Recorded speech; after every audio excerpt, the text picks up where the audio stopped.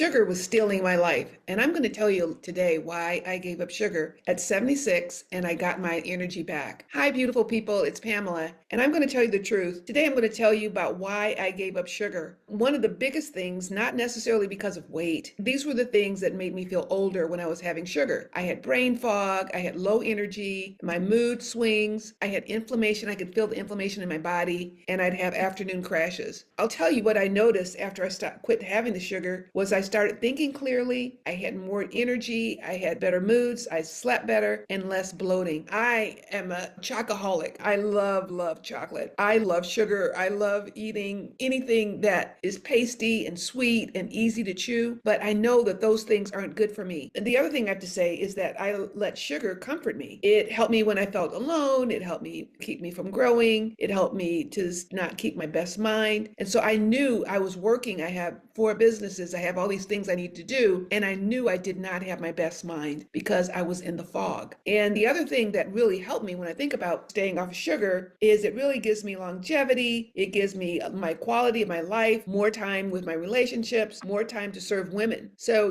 I really want you to think about yourself. If you could stop having sugar, it's a hard one. I'll tell you, the first 2 weeks is really hard. I noticed for myself that first day was like fingernails on a chalkboard because sugar is, like alcohol. Alcohol is refined sugar. It just gives you that edge, but it dulls you and it doesn't really let me be the best person I could be. And I didn't want to give up sugar. I first started having problems with sugar when I was in my 30s. I remember I would get home from work and I would go and get a candy bar. A lot of people drink. I'm not going to say I didn't drink. I've had times when I've drank, but drinking and me is not a good combination. So I kind of realized in my 30s that I couldn't drink. So I really haven't had a drink, I think, in over 33 years. And I've been fine with that. Sugar, not so much. And I feel like not to the same degree, but sugar really dulls me and really affects me, much like alcohol did, as far as dull my senses. We may think, like, for example, you think, oh, I'll go out and I'll have a drink every night or I'll have a glass of wine, but that really dulls you for that next day. And so it doesn't like you just have it and then it goes away, and I had to admit that certain people can't have it. And I have had tantrums. I've had sugar, I've indulged, and it always comes to the same thing. It always comes to the same thing that I realized that I cannot have sugar. I hate saying it. I cannot have refined sugar. I cannot have chocolate because if I could just have a piece here and there, like some people, I see some people, they have a piece of chocolate here, a piece of chocolate there. The other day I found myself, I was having some emotions I wanted to dull and, I ended up eating sugar all day. So,